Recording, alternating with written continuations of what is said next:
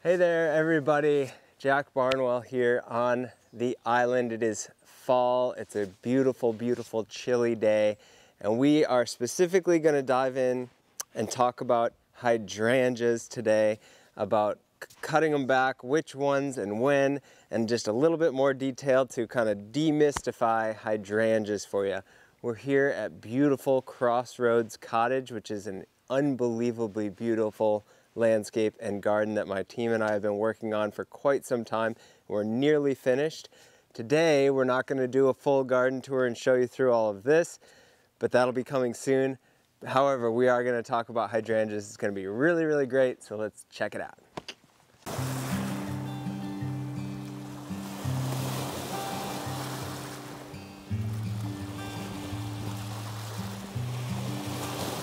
Okay, so like I said, today we're going to talk hydrangeas, specifically the three types of hydrangeas. I break it down into arborescens, macrophyllus, and paniculatas.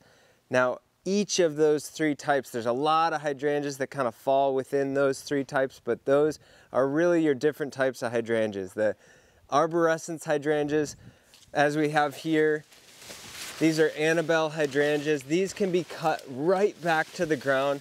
We like to chop them right back down pretty hard. We'll take these back down to, 6 inches, a foot. It really doesn't matter because these come up and bloom on all new wood. So all this growth happened just this season. They bloom and everything, they do their thing on all new wood. This particular mass right here underneath the cottage, we trim these right back really, really hard because I know that this winter, this becomes a big, big snowdrift here.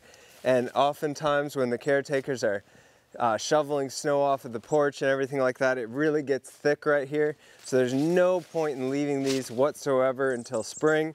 We cut them right back clean. And then in the springtime, this entire thing is full of these really tall, beautiful white narcissus, like paper whites.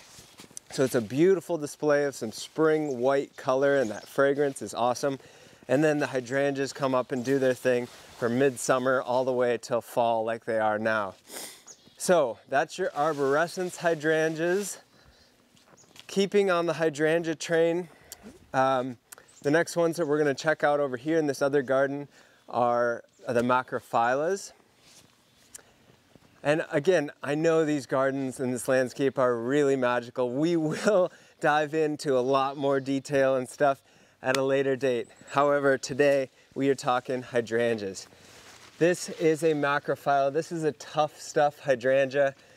Some people call them leather leaf or big leaf hydrangeas. They've got that darker, stronger, thicker leaf on them. Sometimes there'll be a lace cap hydrangea like this one. Other times there'll be a more solid mop head like hydrangea. These are the hydrangeas that you can manipulate with some aluminum sulfate, get them to be more blue or more pink depending on the pH of the soil. But these guys you don't really want to trim back until really the ideal time is late spring when you see on the stems and everything like that which stems have died back. And you can trim those back and which ones are setting buds. You'll start to see some new buds on them and everything. But these guys, the time to trim them back is not now. You let them sit, let them be, don't touch them. In the late spring, you can give it a little shape. You'll see where you've got some really good healthy growth. They will bloom on new and old wood, but it's best to let these be.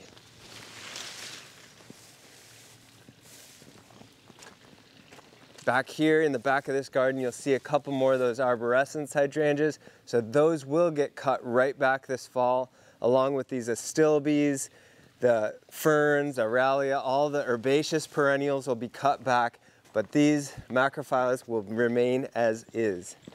So the third type of hydrangea that we're going to check out are the panicle hydrangeas, or paniculatas. We'll wrap around the cottage here. Again, we'll get into a lot more detail of all these beautiful spaces later. I know you're like, oh my gosh, it's so freaking gorgeous, and it is. It's a really magical space here. Just look at this gate, so cool. However, so back here we've got our panicle hydrangeas, a big hedge around this deck of quick fire hydrangeas. These are your panicle type hydrangeas, and these we really can trim back now or in the spring.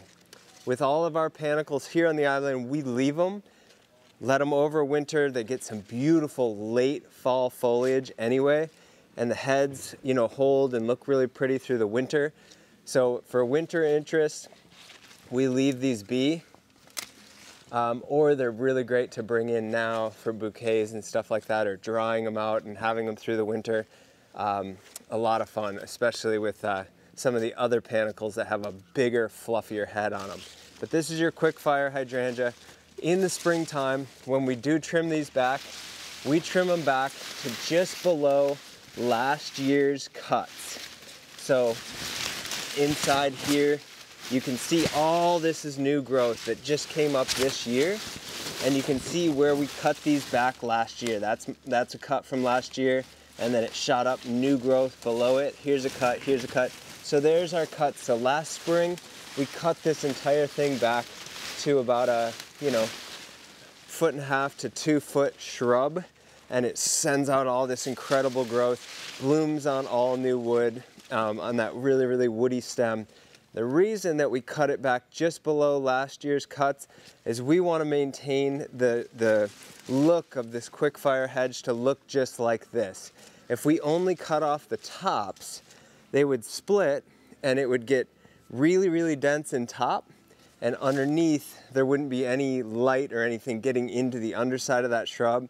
So you'd get sort of that helmet, look to it. It's not going to bloom nearly as much, and when it does bloom, it's going to send up blooms that are going to be really big on extended stems, really far from the lower trunk of the hydrangea, and give it a tendency to kind of splay open and everything like that. So cutting them back hard, a lot harder than you may think, and they'll do absolutely great. And that's really what we do for all of our limelight hydrangeas, quick fire hydrangeas, any of the panicles. We cut them back real hard, but we wait until spring. So that's really the 3 types of hydrangeas. You got your arborescens, macrophyllus, and your panicles. The panicles, that includes your oak leaf hydrangeas, and the macrophyllus. I know there's a lot of different types of hydrangea, or varieties of hydrangea that fall within those, but that's really the simple ways to take care of all 3 of those. You're gonna have big, beautiful, awesome blooms on your hydrangeas and love them. Let us know in the comments and everything like that if you have any tips and tricks or anything else you want us to talk about or dive into with a little bit more detail. We're happy to do that in the gardens here on the island, or in the gardens and landscapes down in Naples, Florida too. If all you southern gardeners want to see a little bit of that southern thing we do down there. But anyway, happy fall, y'all. Have a great, great rest of your day. We'll see you in the next video. Cheers.